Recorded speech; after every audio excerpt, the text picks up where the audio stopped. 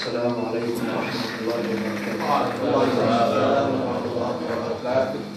Selamat siang, salam sejahtera kepada kita semua,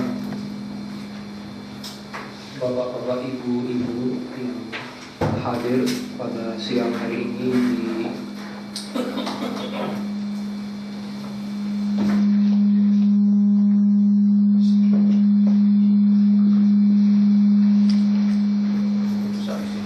Agung yang terhormat, yang mulia Bapak atas pendidikan di Kedutaan Besar Republik Indonesia di Kairo, Mesir, Pak Sandiaga. Maka Bapak dan Ibu pimpinan perguruan tinggi di Jawa dan DIY diucapkan selamat datang dan terima kasih sebelumnya atas perhatiannya. Kami berkumpul di sini untuk membahas sebuah persoalan yang mendapatkan banyak momentum akhir-akhir ini, yaitu peluang dan tantangan kerjasama pendidikan antara Indonesia dan Republik Arab Mesir. Kerjasama pendidikan antara Mesir dan Republik Indonesia, antara peluang dan tantangan. Saya rasa kalau bicara juga Mesir, pasti akan mengundang pembicaraan tentang negara-negara Arab yang lain, sehingga kira-kira kita bisa memahami judul ini bahwa membahas peluang dan tantangan kerjasama pendidikan antara RI dan negara-negara Arab yang berjumlah kurang lebih 22 negara. Dalam pertemuan hari ini, insya Allah akan dimulai dengan sambutan dari Yang Terhormat Pak Rektor, diikuti dengan paparan dari Yang Mulia Pak Sandiaga. Barangkali setelah itu ada diskusi atau tanya jawab. Maka kami persilakan Yang Terhormat Pak Rektor. Cukup, saya kira sudah kita. Assalamualaikum warahmatullahi wabarakatuh. Syukur alhamdulillah kita panjatkan kepada Allah. Bahwasanya kita di kesempatan kesehatan ini kita bertemu di anggota kuat ini. Karena itu atas nama Universitas tentu kami sampaikan terima kasih kepada Bapak dan Ibu atas kehadirannya mengucapkan ini. Khususnya kepada Bapak Profesor atau Sandiaga atas kehadiran Mesir. Kesempatan yang diberikan pada Bu Andi. Bapak dan Ibu yang saya hormati, ya, ini menyambung beberapa waktu lalu bahwa Bu Andi juga pernah dikunjungi oleh Duta Besar Mesir dari Jakarta dalam dalam rangka juga ini, maka membangun kerjasama antara Bu Andi dan beberapa perguruan tinggi di Mesir sebenarnya. Kemudian juga disambung dengan teman kami dengan Pak Profesor itu, dan alhamdulillah beberapa waktu lalu tanggal 28 sampai 5 atau 6 Desember yang lalu kami bertiga berempat bisa berkunjung ke Kairo untuk juga mengunjungi beberapa perguruan tinggi dan juga ada pembicaraan terkait kemungkinan kerjasama dengan beberapa perguruan tinggi di sana. Alhamdulillah hari ini beliau berkenan dengan Profesor itu untuk hadir di sini dan bahkan kalau bisa diperluas ya ini informasi seperti ini untuk tidak hanya dengan Wadir tapi juga dengan perguruan tinggi lain, masuk PTS di Jogja maupun juga PTM di yang lain. Memang kami hari ini mengundang PTM di Jawa, tapi mungkin karena sangat mepet udaranya, kemudian yang hadir cuma dari ini Sukabumi, kemudian dari Purwokerto, Magelang ada 3 juga, Bapak dari Akrin, alhamdulillah Pak Darsono hadir, Pak SDE, Pak Dodi, KPN, MPK, ya, MPK dan Sikat ya. Jadi ya alhamdulillah berapapun yang hadir, saya kira kita bisa memanfaatkan. Mudah-mudahan dengan kehadiran Bapak nanti juga Bapak dan Ibu perguruan tingginya bisa juga mengambil manfaat lah kesempatan yang bagus yang diberikan oleh mungkin beberapa perguruan tinggi di Mesir yang akan disampaikan oleh Prof. Sang itu nanti ya. Oleh karena itu sekali lagi saya sampaikan terima kasih atas kehadirannya dan Prof. Sang itu terima kasih. Mudah-mudahan hari ini bisa ada yang lebih efektif dan implementatif di sampai pada tahun. Terima kasih dan wassalamualaikum warahmatullahi wabarakatuh.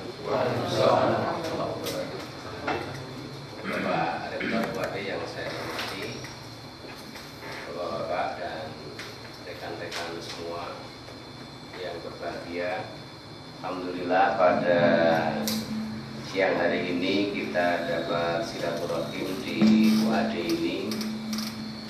Jadi kami sudah menjalin kerjasama dengan perguruan tinggi di Mesir itu sejak tahun 2005. Konkretnya itu sebelumnya sudah dirintis oleh guru-guru kami, tetapi kerjasama yang sifatnya konkret yang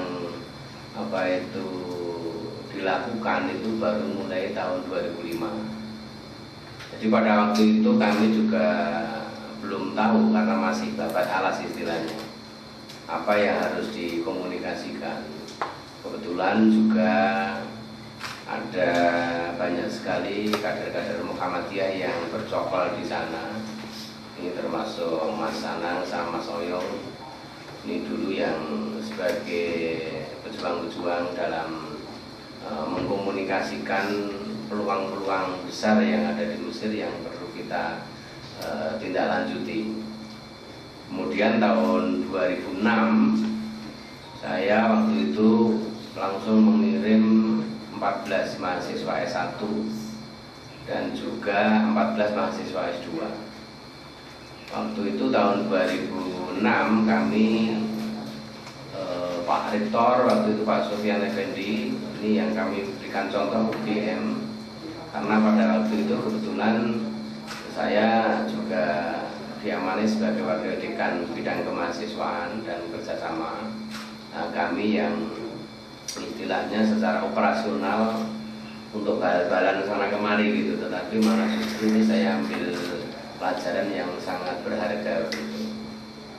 Tahun 2006 pada waktu itu di dalam pengiriman itu yang menjadi kendala kalau dari Indonesia itu dana.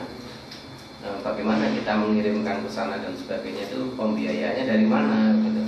Nah, tahun 2006 itu kebetulan waktu itu dari Kemdiknas itu ada tawaran beasiswa 20 orang ke Mesir melalui beasiswa unggulan, tetapi syaratnya perguruan tinggi di dalam negeri itu harus punya MOU dengan perguruan tinggi di Mesir.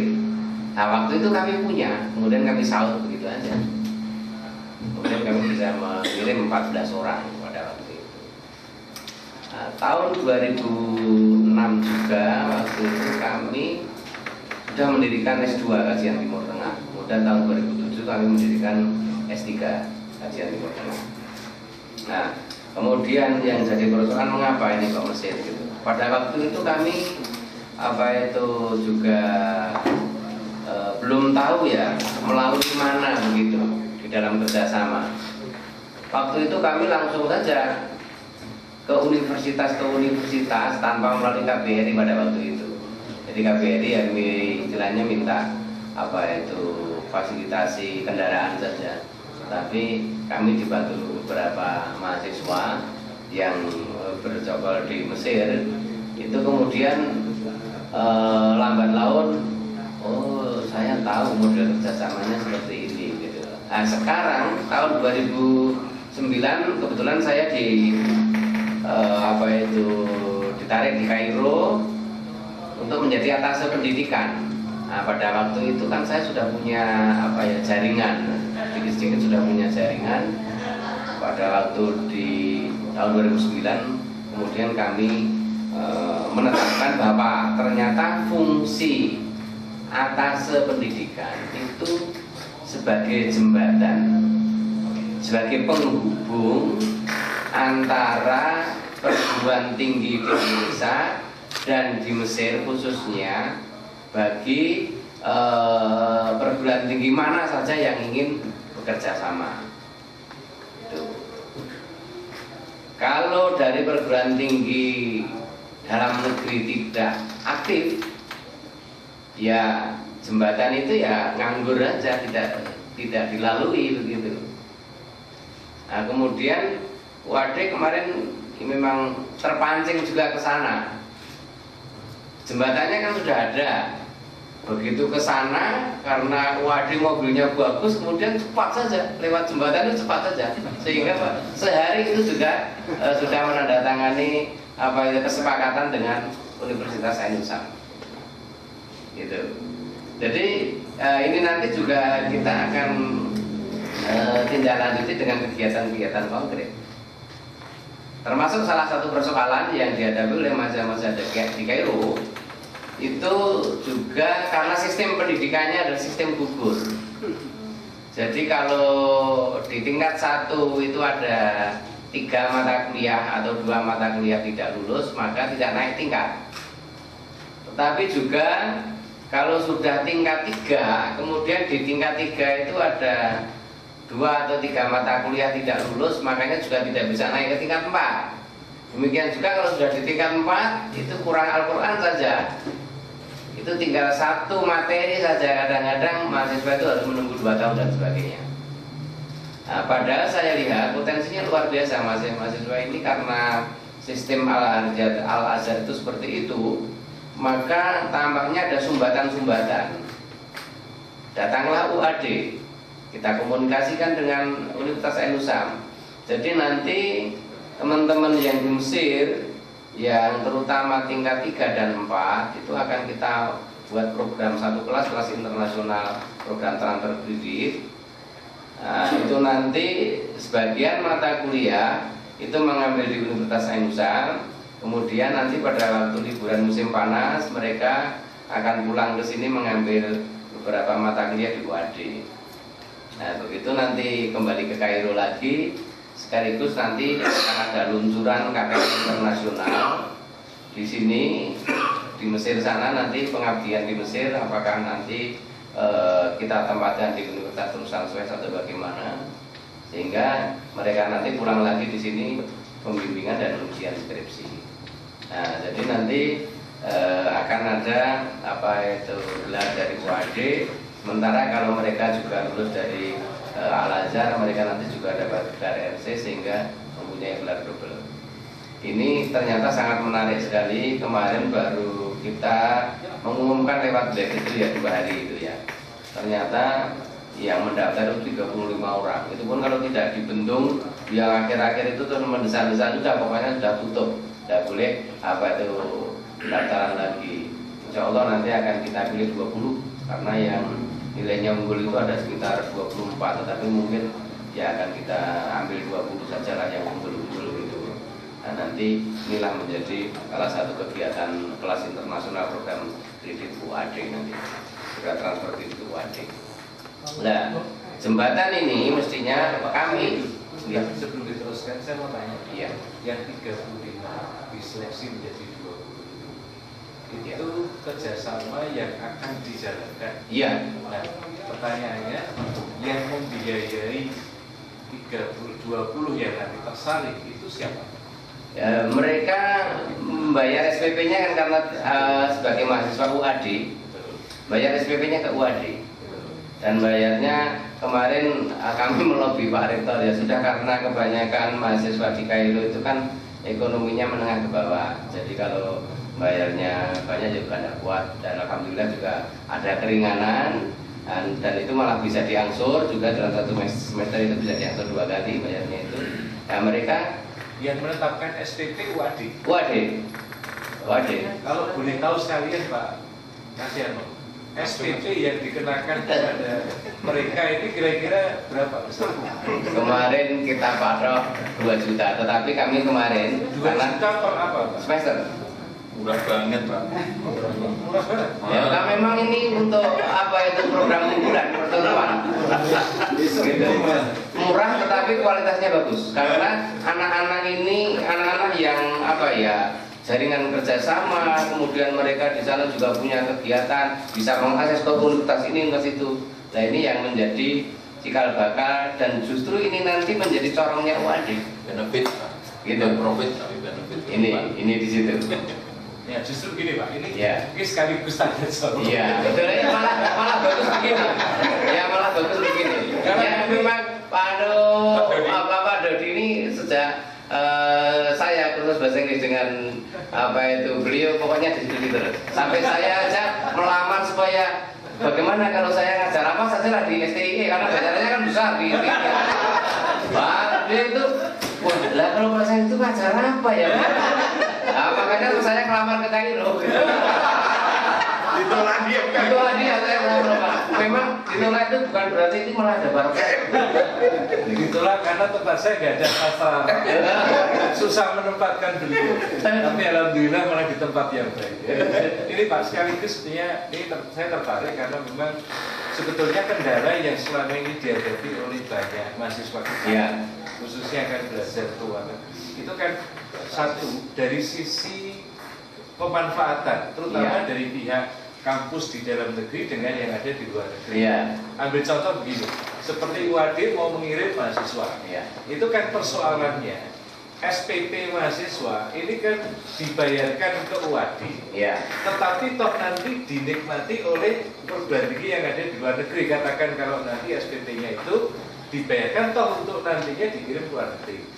Manfaat dari UAD terutama dari sisi finansial tentu akan dirugikan, ini dari satu sisi. Meskipun UAD mendapat manfaat tadi mungkin lulusannya atau anak-anak ini mahasiswa itu corong bagi UAD itu satu. Yang kedua juga gelar double yang mungkin bisa diperoleh. Nah, termasuk tadi besaran biaya yang mungkin juga perlu kita pertimbangkan bagaimana menarik minat. Saya pikir kalau tadi dikatakan 35, kalau ini perguruan tinggi di Indonesia ini atau di Jogja atau di sekitar kita lah ya, itu saya yakin banyak yang tertarik. Kalau banyak yang tertarik, saya kira ini peluang besar juga bagi Pak Sang itu sebagai atasnya di sana untuk semakin banyak ke sana, tetapi tentu dengan mekanisme yang memudahkan, mekanisme yang mungkin murah begitu, sehingga dengan demikian banyak memberi peluang pada mahasiswa sekaligus juga hubungan kerjasama lain yang mungkin bisa kita tingkatkan. Nah ini mohon kami diberi informasi kira-kira secara keseluruhan bagaimana mekanisme itu bisa ditempuh supaya adik-adik ini cuma bayar 2 juta. Kalau di tempat kami terus terang ya mampu anak-anak gitu ya. Sehingga kalau ini ada peluang mengapa tidak kita manfaatkan, kita coba untuk kerjasama dengan perguruan tinggi di Mesir. Kira-kira gimana Pak? Iya. Jadi begini, mahasiswa ini kan sudah berada di Mesir. Mahasiswa ini sudah berada di Mesir. Sudah ada di Mesir, jadi tidak usah dikirim, sudah ada di sana. Nah kecuali kalau mereka nanti pulang pas musim liburan kan bulan Juli ya, dia Juli Agustus. Bentar Pak, yang mereka di Mesir itu artinya anak-anak sudah belajar di sana. Ya bersama itu. Mahasiswa. Iya. Nilai apa di sana mereka? Ada yang 5 tahun, ada yang 6 tahun, begitu. Jadi mereka ini mahasiswanya ada di sana sudah. Oh ada nanti. Nanti. Nah ini yang nanti. Ini Februari ini sudah ada. Iya. Maksud saya yang akan, bukan yang ada di sana. Iya, betul. Seperti yang contoh UAD ini gimana mekanisme anak-anak yang akan ini fasilitas yang bisa disediakan atau dibantu pada mereka seperti apa? Nah, jadi gini. Kami sudah menggarisbawahi, kami itu hanya sebagai fasilitator ya, sebagai jembatan itu. Jangan sampai nanti KBRI kemudian menjadi universitas atau apa, karena peminat terbanyak ya. Jadi makanya nanti teman-teman yang sudah terdaftar di UAD ini juga sebagian akan mengambil mata kuliah di Universitas Sains Usam, karena sudah ada kerjasama antara Universitas Sains Usam sama Universitas Ahmad Dahlan. Gitu. Nah kemudian bagaimana nanti dosennya di sana yang ngajar itu ya. Nah ini secara kebetulan kami ya, saya tidak cerita sama Pak Rektor. Pokoknya Pak Rektor tidak usah gaji lah. Nanti akan saya ambilkan dari pembinaan mahasiswa di pos saya begitu. Makanya ini yang penting pokoknya kegiatan ini jalan dulu gitu. Jadi Pak Rektor di sini tidak usah gaji dosennya di sana. Sementara saya ambilkan dari pos saya ada gaji dosennya di universitas itu? Iya, di Indonesia. Dia ngajar kan berarti harus dapat gaji kan. Oke. Nah itu nanti yang akan memberi kami dari kantor kami pakai dana pembinaan mahasiswa. Rencana saya begitu.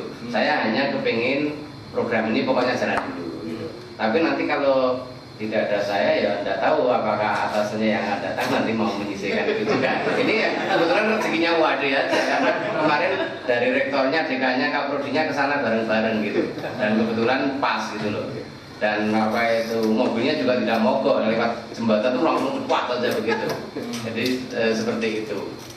Itu yang dapat kami apa. Kemudian nanti kalau ada beberapa mata kuliah pembinaan, umpamanya nanti ada bulan Februari, akhir Februari itu awal Maret ya. Nanti ada beberapa dekannya atau kaprodinya atau salah satu dosen UAD yang ke sana, kan otomatis nanti ngajar di sana ya, katakanlah 10 hari ya. Nanti kan bisa dipadatkan. Yang penting kan 14 kali pertemuan kan. Padatkan, lah nanti tempatnya di KBRI. Kami sudah akan saya buatkan nanti LCD komplit sama ruangan begitu. Ruangannya hanya disekat, tetapi nanti bisa untuk mahasiswa itu gitu. Nah ini kan sudah apa istilahnya mereka juga sudah mengambil mata kuliah UAD yang sudah diajarkan. Ini bukan nanti kalau didiktif bukan kelas jarak jauh, bukan. Ini program transfer kredit. Itu seperti yang dilakukan di UNS. UNS juga punya satu kelas Magister Manajemen Keuangan Syariah di Kairo. Jumlahnya mahasiswanya 21 orang, itu rata-rata local staff KBRI. Itu, nah ini unik lagi nih. Nah kalau ini pasti kalau mempelajari di UNS Pak Dodi mesti tertarik karena kemudian ke sana kalau ingin umroh tinggal mampir ke Jeddah gitu ya. Jadi dosen-dosennya terutama dari Fakultas Ekonomi itu kemarin berapa itu giliran, jadi satu dosen ke sana ngajar. Nah kebetulan yang membiayai tiketnya itu masih mahasiswa yang mengambil S2 Dan ini modelnya kalau UNS itu, ini dosennya mengajar di sana. Di sana. Mengajar di perguruan tinggi apa Pak? Bukan di perguruan tinggi. Jadi begini, UNS ini bekerja sama dengan Universitas Al-Azhar, terutama yang pusat studi ekonomi Islam. Mahasiswa ini mengambil mata kuliah di Universitas Al-Azhar, 5 mata kuliah. Kemudian nilai 5 mata kuliah ini nanti ditransfer ke UNS. Itu. Dosennya kan dosen Al-Azhar, Pak. Dosen Al-Azhar. Nah, dosen UNS ini peranannya di dosen UNS memberikan mata kuliah mutlak yang umum yang kaitannya dengan ekonomi, ada ekonomi makro, ada apa itu pasar modal dan sebagainya ke sana. Daripada yang mahasiswanya ke UNS kan biayanya kan mahal ya, makanya satu dosen ke sana, kemudian apa itu tiketnya yang menanggung para mahasiswa. Nah, kemudian akomodasi di sana ya diborong ke atas pendidikan lah bantu gitu, istilahnya begitu. Nah ini juga berjalan. Sekarang ini satu kelompok kemarin sudah ke UNS kuliah dipadatkan selama. Mereka menempuh sebagian di UNS, sebagian di Al-Azhar. Iya. Transfer kreditnya begitu. Nah ini bisa dilakukan. Ini karena juga tidak tanggung-tanggung. UNS itu rektor, 9 dekan, pembantu rektor, ketua kantor urusan internasional berbondong-bondong ke sana. Langsung serentak begitu. Dan satu-satunya universitas yang bekerja sama dengan Universitas Al-Azhar. Mungkin karena keseriusan rektornya ya sama dekan-dekan, kemudian apa itu cepat sekali yang MOU-nya. Gitu loh. Itu. Yang kedua kemarin kesana lagi untuk monitoring evaluasi Pak rektornya, kemudian dekan sastra, kemudian DA ekonomi, karena kan yang kaitannya dengan ekonomi kemudian ketua kantor urusan internasional juga kesana lagi. Malah kemarin sudah ada apa itu istilahnya kegiatan konkret joint research, dan nanti yang membiayai UNS joint research tentang manajemen pelaksanaan haji gitu loh. yaitu dengan negara-negara Timur Tengah, khususnya Mesir. Mesir karena jadi senternya ya, nanti negara-negara Timur Tengah juga begitu. Bagaimana juga menurut syarat dan sebagainya. Sekarang ini kan menurut secara ekonomis mungkin Mas Dodi bisa ngitung, bayar haji sekarang kan 25 juta katakanlah, tetapi kan nanti pelaksanaan masih 7 tahun. Nah, 25 juta ini kalau selama 7 tahun bunganya sudah berapa? Mungkin bisa sudah 2 kali lipat. Tetapi kenapa pada waktu mau pelaksanaan itu masih nambah juga gitu loh. Nah, ini menjadi persoalan gitu loh. Nah, kemudian itu akan dibahas. Tetapi juga kalau mempunyai harta 25 juta itu, itu ada pajaknya, ada apa namanya, zakatnya, ada kan begitu. Ini juga persoalan gitu lah. Maka nanti tampaknya UNS ini akan mengadakan semacam seminar internasional tentang haji tahun 2012 itu, mengundang ahli fikih, juga ahli ekonomi Islam, juga mungkin ahli ekonomi yang ekonomi apa itu istilahnya liberal gitu, seperti Mas Dodi kan liberal ya. Jadi seperti itu. Jadi itu samanya seperti itu. Nah itu kan gimana? Yang 2 juta tadi itu gimana Pak ceritanya? Mungkin saya ingin lebih tahu. Wah Pak Rektor itu saya tinggal menjalankan saja ya. Bisa nanti kekurangannya saya ikai-goki dari yang lain begitu. Gimana Pak Kasir?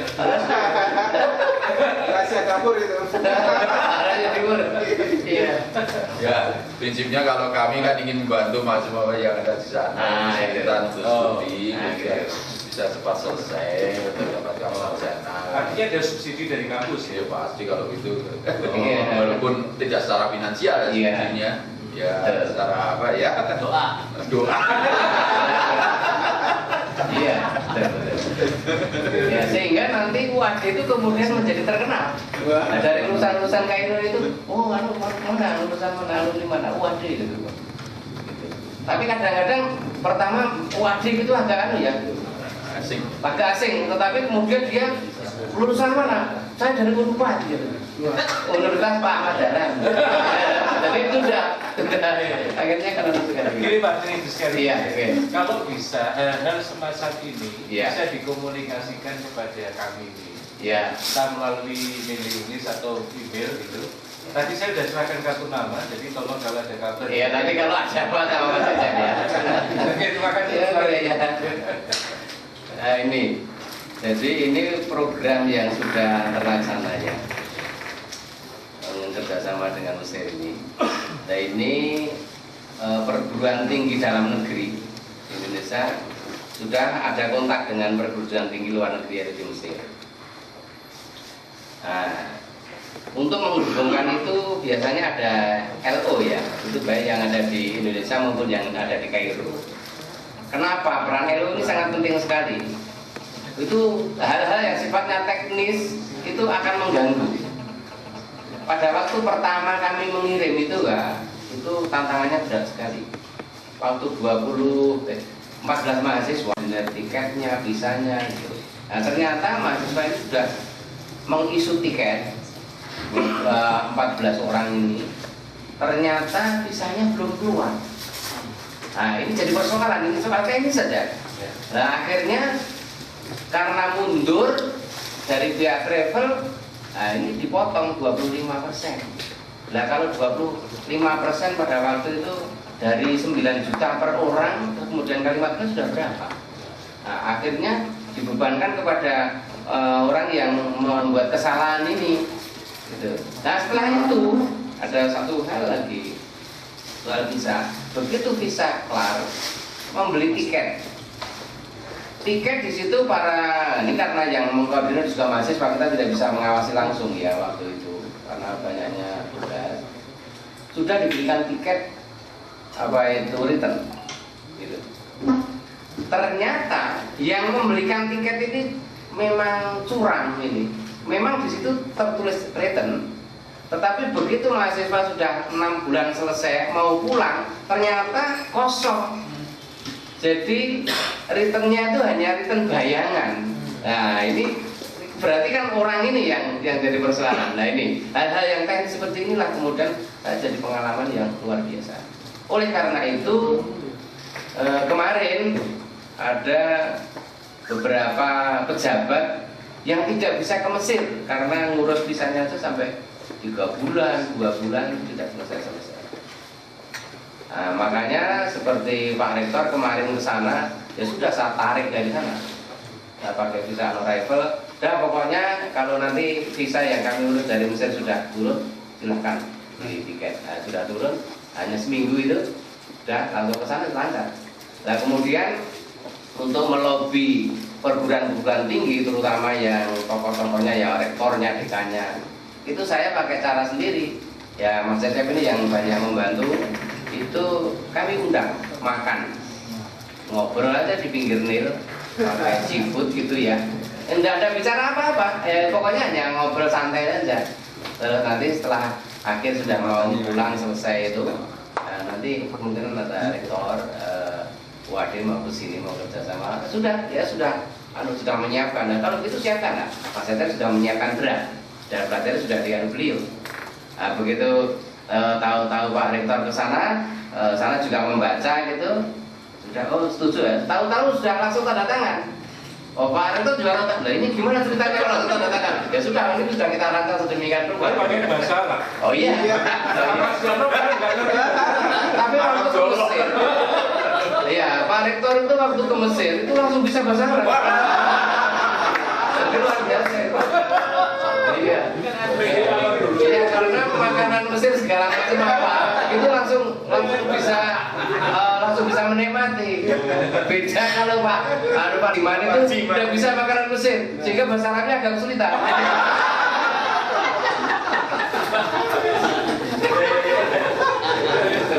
Jadi kuncinya tadi RO ini ya, saya di luar negeri mungkin bisa memanfaatkan masing-masing Pak. Itu di dalam negeri harus ada yang berpengalaman ya di sini. Kemudian KBRI, waktu saya dulu kerjasama itu, KBRI itu bagaimana sulit sekali untuk menghubungkan.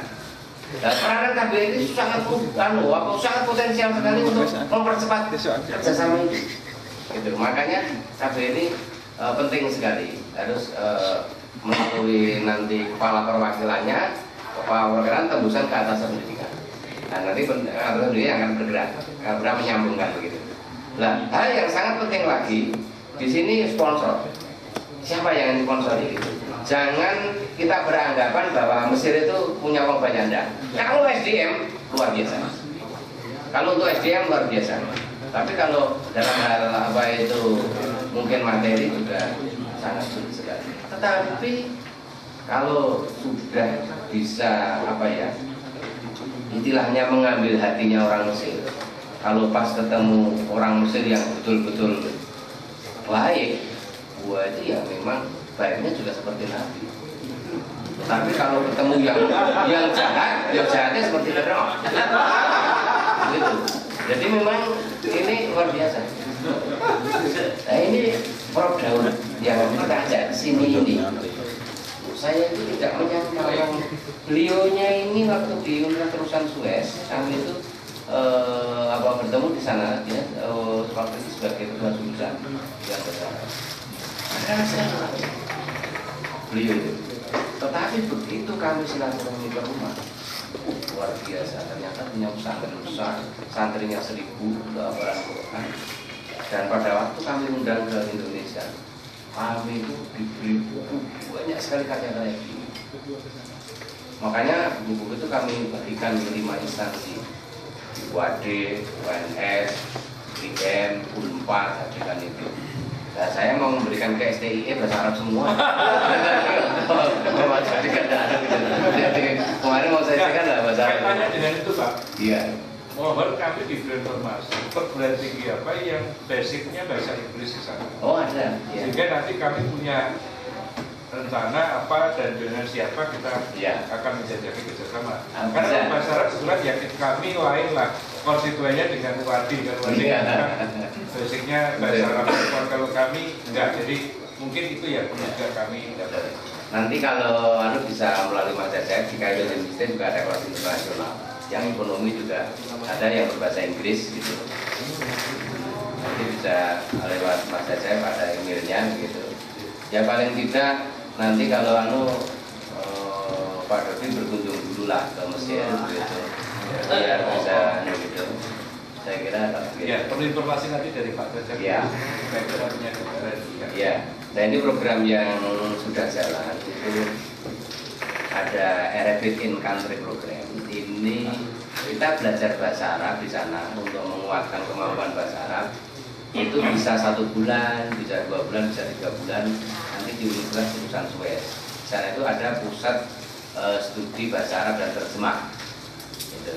Nah itu ada beberapa dosen dari IAIN Sunan Ampel setiap tahun mengirimkan 15 dosen di sana 1 bulan. Tapi ini kita kirim di Jurusan Suez, nanti di sana ada asrama mahasiswanya. Itu 1 bulan $100, kemudian bayar kursusnya itu $400 Mas ya, $400. Itu lebih murah daripada yang di Cairo University. Cairo University itu sangat tinggi sekali. Nah, kemudian nanti akan dibimbing oleh seorang guru besar, juga ngajarnya nanti macam-macam, ada berganti-ganti dan sebagainya begitu. Kemudian sandwich program ini kami sudah mengirim angkatan ke-9. Jumlahnya macam-macam, pernah yang angkatan pertama itu 14, kemudian 7, kemudian ada 3, kemudian yang kemarin itu 10, kemudian ya 2019 ada 10, sebelumnya ada 8 gitu. Nah ini mereka biasanya S2 yang sudah tinggal nulis. Kemudian nanti di sana mereka materi tesisnya apa, disertasinya apa, dibimbing oleh seorang guru besar. Kemudian nanti dicarikan literaturnya. Dosennya itu mencarikan literatur, bukan mahasiswa yang cari, tapi dibantu oleh dosennya di situ. Kemudian juga dibantu untuk mendiskusikan beberapa materi yang kaitannya dengan tesis dan disertasi. Setelah nanti akhir program sudah lahir proposal itu diseminarkan di sana. Nanti diberi nilai di sana, nilainya kemudian dioper ke UGM, gitu, ditransfer ke UGM. Itu yang saya. Kemudian joint research ini ada dananya itu dari TIT, dulu ada beberapa. Kemudian nanti cari partner sesuai dengan fakultasnya atau keilmuannya, bidang keilmuannya. Nanti guru besar satu di sana, guru besar satu di Indonesia mengadakan riset bersama. Kemudian nanti hasilnya diterbitkan, bisa juga dimasukkan di jurnal-jurnal internasional di sana. Nah kemudian untuk postdoktoral biasanya juga ini ada semacam program apa istilahnya academic recharging itu kan ada di situ juga ada, itu juga prosesnya seperti itu. Yang penting kalau kita sudah punya jaringan universitas di Mesir itu mau kerjasama bidang apa riset dan sebagainya sangat gampang sekali. Kemarin di bidang pertanian ada riset tentang, tapi belum terlaksana, tentang eseng godok. Di sepanjang Sungai Nil itu tumbuh eseng godok yang luar biasa yang tidak bisa dimanfaatkan karena Mesir sendiri bingung ini mau diapakan. Nah, ahli Indonesia kan itu bisa dimanfaatkan untuk buat tas dan sebagainya, untuk beras dan sebagainya. Nah, ini antara bidang pertanian namanya sudah ada kerjasama untuk pemanfaatan enceng gondok di sepanjang Sungai Nil. Gitu. Nah, ini hal-hal semacam ini kan bisa dimanfaatkan. Mungkin di bidang pertanian juga akan ada joint research yang luar biasa. Kenapa padang pasir yang begitu tandus begitu kemudian menjadi subur gitu. Nah, ini nanti juga ada. Gitu. Kemudian program rintisan double degree. Nah, rintisan double degree ini sekarang ini kalau suatu universitas ingin melakukan program double degree, nanti saya ada contohnya begitu, tapi belum terlaksana. Itu harus ada payung MOU antara menteri pendidikan. Mesir belum ada, tapi kemarin kami sama-sama di Aljazair mewakili Pak Menteri sama staf ahli menteri dari Jakarta, Pak Kacung Warijan itu sebagai staf ahli menteri bidang kerjasama luar negeri. Insya Allah Pak Kacung juga bulan Maret mungkin mau ke Mesir juga. Nah, kalau bisa nanti setelah Mesir pemilihan menteri pada bulan Juni, kalau sudah Menteri Pendidikan Tingginya sudah jelas, nanti Allah akan di-arrange Pak Menteri Pendidikan akan ke Mesir, rencana akan melakukan MOU itu, sehingga itu sebagai payung untuk kerjasama semuanya. Ini baru akan kami lakukan insya Allah pada tahun 2012. Nah, juga sangat penting sekali. Nah, kemudian yang jadi pertanyaan, mengapa kerjasama dengan Mesir? Kan secara historis Mesir ini negara pertama yang mengaku kemerdekaan RI dan kesamaan sebagai negara yang berpenduduk mayoritas Muslim. Makanya ini perlu kerjasama. Kemudian Indonesia dan Mesir sama-sama sebagai negara berkembang. 3. Daya tarik Al-Azhar. Artinya di Al-Azhar itu kenapa menjadi daya tarik? Mahasiswa Indonesia berbondong-bondong ingin kuliah di Al-Azhar karena gratis, tidak membayar, malah dibayari. SPP itu sampai berapa puluh tahun, sampai 10 tahun belum lulus ya tidak bayar, begitu. Kemudian malah dapat beasiswa dari Wakaf Al-Azhar. Kalau yang di asrama itu mendapat makan 3 kali sehari, kemudian per bulan masih mendapat 200 pon apa ya Pak? 200 pon. 200 pon itu sekitar berapa, 300-an ribu ya? 350 ribu per bulan. Sedangkan yang di luar kampus mendapat 400 pon ya. 400 pon. Belum lagi dari Jamiah Syariah, belum lagi dari Baitul Zakat Kuwait yang ada cabangnya di Mesir. Belum lagi dari para dermawan, belum lagi juga para muslimin, orang yang memang berbuat baik dan lain sebagainya. Gitu. Ini dulu pada waktu krisis Mas Anang ini sebagai koordinator untuk mencarikan bantuan mahasiswa yang kekurangan. Itu dan sukses waktu itu sehingga sangat dikenal oleh Pak Hasanudin Yuda ini karena berhasil mengkoordinir gitu. Bahkan 1.800 orang kita selamatkan. Nah itu terselamatkan dengan dari beliau-beliau ini, dari para dermawan. Sehingga kemarin saya menghitung sama Pak Dubes, Al-Azhar itu tiap tahun memberikan bantuan kepada masyarakat Indonesia, kalau kita hitung rupiah itu 23,6 miliar per tahun. Nah, padahal itu lebih miskin dari kita loh itu. Lebih miskin dari kita, tetapi dalam hal kedermawanannya itu kita hitung itu 23,6 miliar per tahun membantu mahasiswa Indonesia yang sedang belajar di sana. Makanya lah menjadi daya tarik yang luar biasa. Kemudian keempat, keunggulannya itu yang ada pada perguruan tinggi Mesir itu bahasa, sastra dan budaya Arabnya, pertanian, ekonomi Islam, kemudian kajian Timur Tengah, Islamic Studies. Jadi kalau PTM ingin mencetak ulama ya kan, di sana kan bidangnya keilmuan keislaman. Kenapa dikirim ke Barat? Barat kan hanya metodologinya saja, tapi materi dan semua bahan kan di sana semua itu. Nah ini makanya sebetulnya kalau PTM ingin mengirimkan ulama katakanlah tiap PTM 1 atau 2, rektor yang membiayai kan sudah mampu sekali ya. Kalau bisa dikoordinir ini akan berkembang menjadi besar. Mungkin juga kalau universitas swasta, katakanlah di bidang apa, sekarang ini yang booming kan ekonomi Islam ya. Tetapi ekonomi Islam yang ada di Indonesia, apakah itu yang ada di UIN atau mungkin di perguruan tinggi umum, itu semuanya serba pragmatis. Artinya begini, kalau di perguruan tinggi umum ekonomi Islam yang ahli tentang ekonomi Islam juga karbitan karena basicnya dari ekonomi, bukan ekonomi Islam.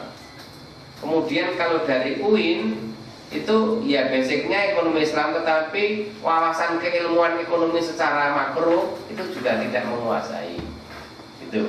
Nah makanya kemarin UNS itu mendirikan S2 manajemen keuangan syariah. Nah ini ada bibit-bibit unggul dari Kairo. Saya sudah ngincer Pak Menterinya. Kalau teman-teman dari Kairo ini sudah lulus, 1 atau 2 diambil. Karena bahasa Arabnya kan jelas, apalagi yang dari Fakultas Syariah jelas. Kemudian mendapat keilmuan ekonomi secara umum dari pakar-pakar akuntansi, manajemen dan sebagainya begitu. Nah ini kan 2 keilmuan, 1 barat, 1 dari Islam digabungkan, kemudian diambil. Sebenarnya yang berjalan di Indonesia itu yang apa begitu. Ini kalau mandiri syariah belum tentu di dalam manunya betul-betul syariah.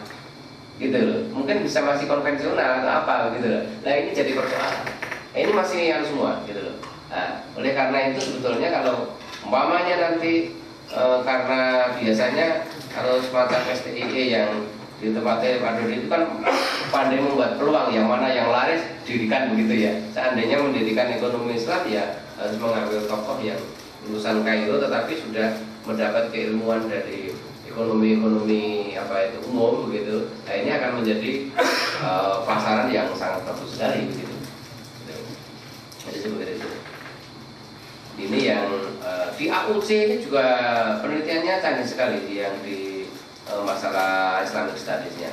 Kemudian kajian Timur Tengahnya. Kajian Timur Tengah itu tidak hanya soal keislaman itu, tetapi soal politiknya dan sebagainya. Mengapa Timur Tengah itu menjadi persoalan yang tidak henti-hentinya?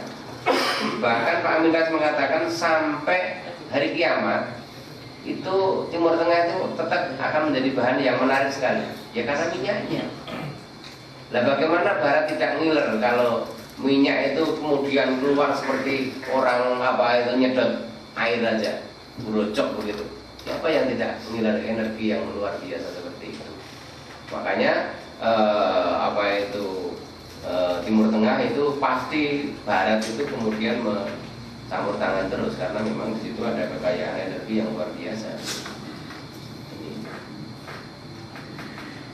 Nah, kemudian Indonesia dan ditanya Pak, ya, mengapa nama aslinya Mesir itu sebetulnya Egypt ya? Iya.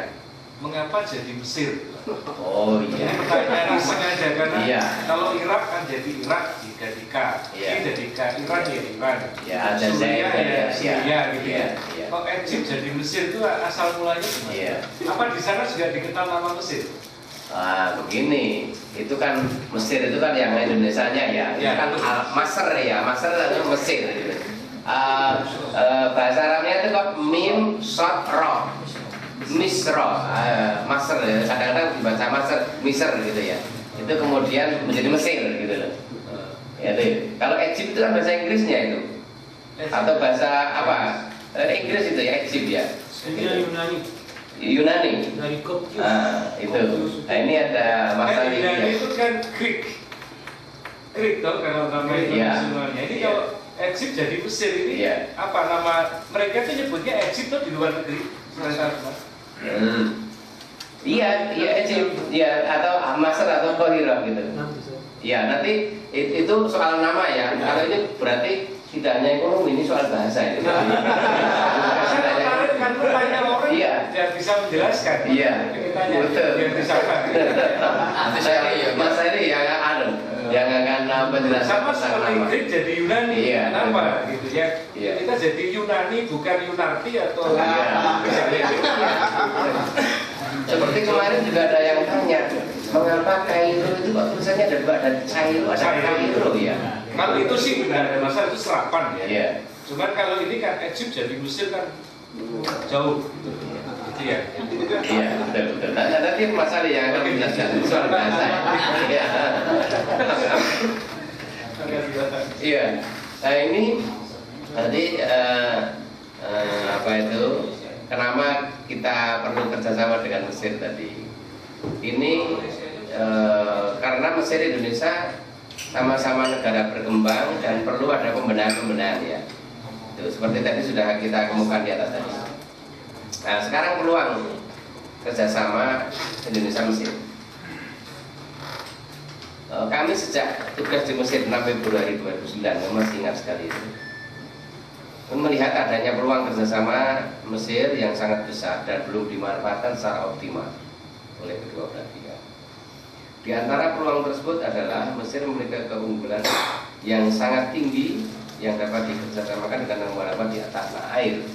Kalau di dalam bidang pertanian, ekonomi Islam, Islamic Studies, kajian Timur Tengah dan bahasa Arab, itu di universitas-universitas seperti UGM, UI, UNJ, UM, Universitas Malang ini di Malang, Unibro, Unpad, UPI, UNES, UNS, UNHAS, USU. Ini kebetulan di universitas di bawah Kementerian Pendidikan Nasional ini ada program bahasa Arabnya dan ekonomi Islam. Nah, universitas-universitas inilah itu sebaiknya bekerja sama dengan Mesir di dalam pengembangan keilmuannya. Gitu. Nah, sementara itu perguruan tinggi di Indonesia dapat menawarkan beberapa bidang keilmuan, misalnya kursus bahasa dan budaya Indonesia, studi ilmu pertanian, bidang kedokteran, farmasi dan lain sebagainya. Itu bisa belajar ke Indonesia, tetapi hal tadi yang kami sebutkan di atas itu kita bisa belajar dengan Mesir. Nah, ini bisa dikerjasamakan. Itu penting sekali. Ini peluangnya seperti itu. Nah, hambatan sekarang, hambatan kerjasamanya. Pertama, hambatan dari pihak Indonesia. Sebagian besar kerjasama pendidikan yang dilaksanakan antara Indonesia dan Mesir masih merasa timpang itu di tanah air itu, dan masih berharap menerima daripada memberi. Nah, ini tampaknya kalau kita kerjasama inginnya sana memberi begitu ya. Jangan sampai seperti itu. Kalau caranya begitu tidak akan berjalan, karena seperti saya katakan di depan bahwa Mesir itu ya sama-sama negara berkembang, dan mungkin kalau dilihat dari apa itu istilahnya, iya nomor apa itu penghasilan per kapita ya, itu mungkin lebih tinggi kita. Tetapi kenapa Mesir bisa memberikan bantuan yang luar biasa kepada masyarakat Indonesia yang sedang belajar di Mesir? Nah, ini nggak tahu itu apa itu. Nah, oleh karena itu hal inilah yang perlu bisa kita pahami, sehingga dari SDM-nya lah atau materi-materinya lah, nah itu yang kita dapat kita ambil. Yang kedua, kendala birokrasi dan keuangan. Banyak program kerja, program pendidikan tinggi dengan Mesir itu selalu terhambat pada birokrasi dan pendanaan. Birokrasi artinya juga kadang-kadang kalau kita itu mengurus suatu hal itu kadang-kadang sangat sulit sekali, padahal itu sangat sederhana. Nah, oleh karena itu pendekatan-pendekatan kemanusiaan, artinya pribadi, hubungan baik dan sebagainya itu sangat mudah sekali. Umpamanya tadi Prof. Daud itu kan punya pesantren, dan di situ juga punya untuk apa itu penguatan bahasa Arab atau mungkin untuk hafalan Quran gitu ya. Nah, kalau sudah ada kerjasama seperti ini, kalau umpamanya dari UAD ingin mengirimkan beberapa mahasiswanya kemudian nanti belajar di sana, itu saya kira akan sangat mudah sekali, karena sudah saling kunjung, kemudian saling kenal begitu, sehingga sangat memudahkan hal yang demikian ini. Kalau belum kenal kemudian belum saling kontak, kita akan kerjasama apa yang kita kerjasamakan kan tidak bisa. Kalau sudah saling kontak, saling berdiskusi, saya kira ini juga sangat mudah sekali. Hambatan dari Mesir yang sering muncul dari Mesir itu hambatan birokrasi. Sampai hari ini kendala utama yang sering muncul dari pihak Mesir adalah proses panjang birokrasi yang terlalu berbelit-belit.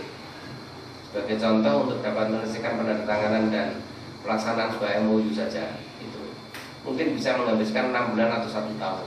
Hal ini mengingat panjangnya jalur birokrasi yang harus dilalui. Kami pernah melakukan kerjasama dengan Universitas Jakozik. Sudah, antara rektor sudah setuju, dekan juga ada, ketua jurusan juga ada, tinggal melaksanakan. Begitu 3 bulan yang akan datang kita akan melaksanakan, kan ngirim surat dulu ke dekan. Ternyata dekan ini kembali melapor ke rektor lagi, dibicarakan dari awal lagi. Wah, terus seperti apa itu kok putar-putar terus begitu. Nah, inilah kemudian berbelit-belit. Nah, kemudian tidak semua universitas seperti itu. Ada universitas yang sangat protokoler sekali, tetapi universitas terusan Suez itu tampaknya enak sekali begitu. Apa yang kita lakukan jalan. Kemudian nanti dekannya tinggal lapor itu. Nah, waktu itu kebetulan dekannya itu temannya rektor, jadi sangat mudah sekali. Nah, dari sini kemudian peluang-peluang itu sangat mudah sekali, sehingga sampai program apa saja, sampai kemarin dekannya itu bilang sama saya, pokoknya Dr. Said mau mengadakan kegiatan apa saja, insya Allah semuanya bisa berjalan. Sampai begitu itu, karena beliau-beliau yang apa itu istilahnya membackup. Kenapa membackup? Saya waktu itu usul kepada Pak Dubes supaya diizinkan untuk membawa pejabat-pejabat universitas ke Indonesia.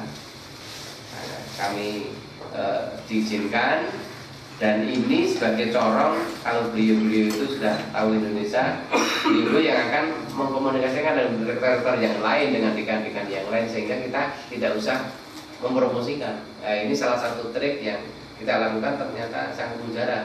Kalau dulu kita mencari universitas-universitas bagaimana supaya kita kerjasama, sekarang universitas-universitas itu justru mencari kita, ingin kerjasama. Nah, sering kadang-kadang kita tidak punya waktu untuk melayani beliau-beliau, makanya kita ambil yang unggul-unggul. Nah, ini salah satu trik. Sebenarnya Indonesia juga tidak disamakan dengan negara-negara kaya ya, negara-negara teluk ya. Gitu. Kaya sehingga apa-apa serba ini sama tadi yang di depan. Nah, ini saya beri contoh internasionalisasi program studi yang ada di UGM. Ini yang menjadi kendala ini. Pertama, program reguler. Ini diminati mahasiswa asing. Kuliah dilaksanakan dalam bahasa Indonesia. Mahasiswa mengambil kursus bahasa Indonesia, bahasa dan budaya Indonesia di INGUL itu. Indonesian Culture and Learning Service. Ada yang 3 bulanan, ada yang 1 tahun. Nah, kemudian mendapat ijazah dari UGM. Nanti ada ijazah dari UGM tentang belajar bahasa Indonesianya itu. Nah, sekarang dikembangkan juga kalau bahasa Indonesianya sudah bagus, mereka umpamanya dari sebuah universitas, umpamanya jurusannya sosiologi gitu, nanti biasanya juga bisa mengambil mata kuliah sosiologi di UGM di fakultas itu. Nah, nanti nilainya itu bisa ditransfer ke universitas mereka belajar. Ini ada kelas reguler seperti itu. Kemudian ada program internasional. Kuliah dilaksanakan dalam bahasa Inggris. Program diakui oleh secara internasional, ijazahnya dari UGM dengan bahasa Indonesia dan salinan berbahasa Inggris. Gelar untuk program bahasa salinan berbahasa Inggris. Ini yang MA, MSc dan sebagainya. Ini ada program internasional. Di kedokteran itu ada juga program internasional. Yang kedokteran itu ada satu kelas, umpamanya seperti Malaysia itu mengirim 60 mahasiswa untuk belajar di UGM khusus di kedokteran gitu. Mungkin nanti negara lain ada yang kelas-kelas seperti itu. Ada juga kelas internasional.